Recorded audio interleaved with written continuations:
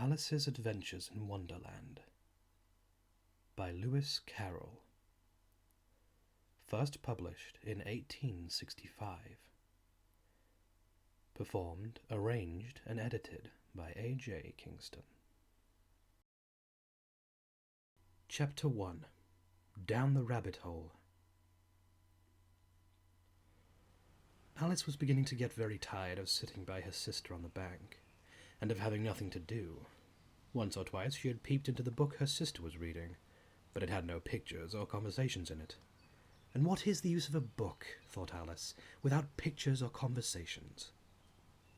So she was considering in her own mind, as well as she could, for the hot day made her feel very sleepy and stupid, whether the pleasure of making a daisy chain would be worth the trouble of getting up and picking the daisies, when suddenly a white rabbit with pink eyes ran close by her. There was nothing so very remarkable in that, nor did Alice think it so very much out of the way to hear the rabbit say to itself, oh dear, I shall be late." When she thought it over afterwards, it occurred to her that she ought to have wondered at this, but at the time it all seemed quite natural. But when the rabbit actually took a watch out of its waistcoat pocket and looked at it, and then hurried on, Alice started to her feet, for it flashed across her mind that she had never before seen a rabbit with either a waistcoat pocket or a watch to take out of it, and burning with curiosity, she ran across the field after it, and fortunately was just in time to see it pop down a very large rabbit hole under the hedge. In another moment, down went Alice after it, never once considering how in the world she was going to get out again. The rabbit hole went straight on like a tunnel for some way, and then dipped suddenly down, so suddenly that Alice had not a moment to think about stopping herself before she found herself falling down a very deep well.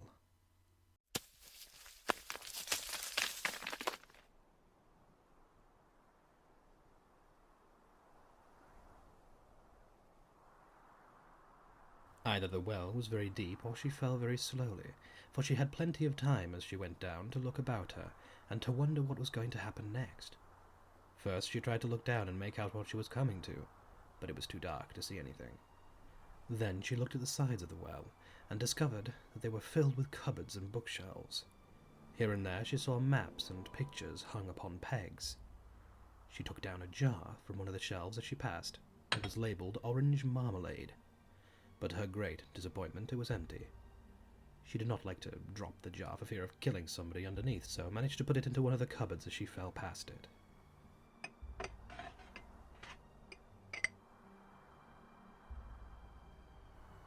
Well, thought Alice to herself, after such a fall as this I shall think nothing of tumbling downstairs. How brave they'll think me at home. Why, I wouldn't say anything about it, even if I fell from the top of the house, which was very likely true. Down, down, down. Would the fall never end?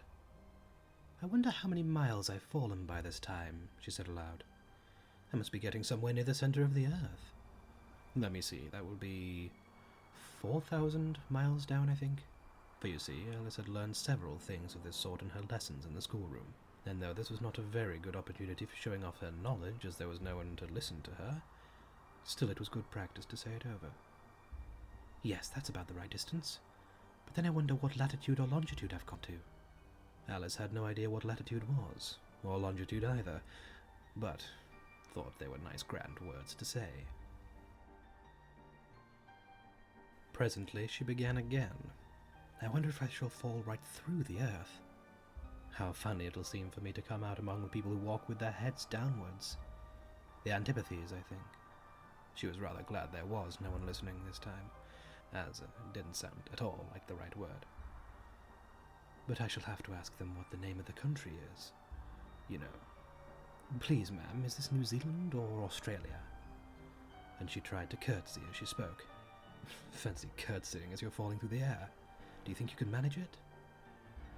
And what an ignorant little girl she'll think me for asking. No, it'll never do to ask. Perhaps I shall see it written up somewhere.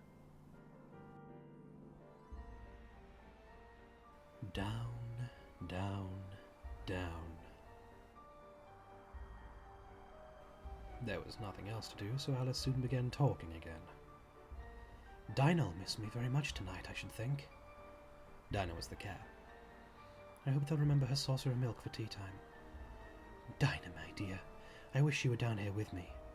There are no mice in the air, I'm afraid, but you might catch a bat, and that's very like a mouse, you know. But do cats eat bats, I wonder?" And here Alice began to get rather sleepy, and went on saying to herself in a dreamy sort of way, "Do cats eat bats? Do cats eat bats? And sometimes, do bats eat cats?" For you see, as she couldn't answer either question, it didn't much matter which way she put it. She felt that she was dozing off, and had just begun to dream that she was walking hand in hand with Dinah, and saying to her very earnestly, "Now, Dinah, tell me the truth. Did you ever eat a bat?" When suddenly, thump! Thump! Down she came, upon a heap of sticks and dry leaves, and the fall was over. Alice was not a bit hurt, and she jumped up onto her feet in a moment. She looked up, but all was dark overhead. Before her was another long passage, and the white rabbit was still in sight, hurrying down it. There was not a moment to be lost. Away went Alice like the wind, and was just in time to hear it say, as it turned a corner, "Oh, my ears and whiskers, how late it's getting!" She was close behind it when she turned the corner, but the rabbit was no longer to be seen. She found herself in a long, low hall, which was lit up by a row of lamps hanging from the roof. There were doors all around the hall, but they were all locked, and when Alice had been all the way down one side and up the other, trying every door, she walked sadly down the middle, wondering how she was ever going to get out again. Suddenly she came upon a little three-legged table, all made of solid glass. There was nothing on it except a tiny golden key, and Alice's first thought was that it might belong to one of the doors of the hall. But, alas, either the locks were too large or the key was too small. But at any rate it would not open any of them. However, on the second time round she came upon a low curtain she had not noticed before, and behind it was a little door about 15 inches high. She tried the little golden key in the lock, and to her great delight it fitted.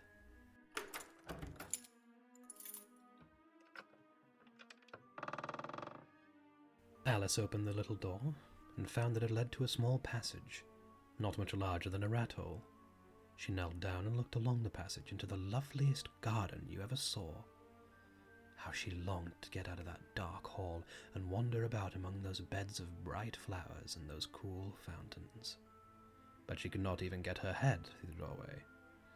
And even if my head would go through, thought poor Alice, it would be of very little use to me without my shoulders.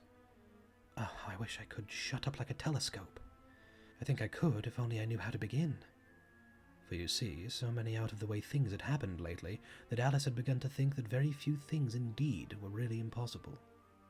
There seemed to be no use in waiting by the little door, so she went back to the table, half hoping she might find another key on it, or at any rate a book of rules for shutting people up like telescopes. This time she found a little bottle on it, which certainly was not here before, said Alice, and round the neck of the bottle was a paper label with the words "Drink Me" beautifully printed in large letters. It was all very well to say "drink me," but the wise little Alice was not going to do that in a hurry. "No, I'll look first," she said, "and see whether it's marked poison or not." For she had read several nice little histories about children who had got burnt and eaten up by wild beasts and other unpleasant things, all because they would not remember the simple rules their friends had taught them, such as that a red-hot poker will burn you if you hold it for too long, or that if you cut your finger very deeply with a knife it usually bleeds. And she had never forgotten that, if you drink much from a bottle marked poison, it is almost certain to disagree with you, sooner or later.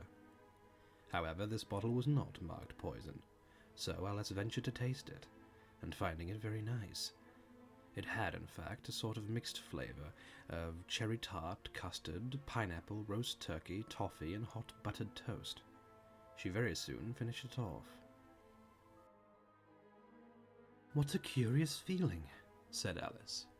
"I must be shutting up like a telescope." And so it was indeed.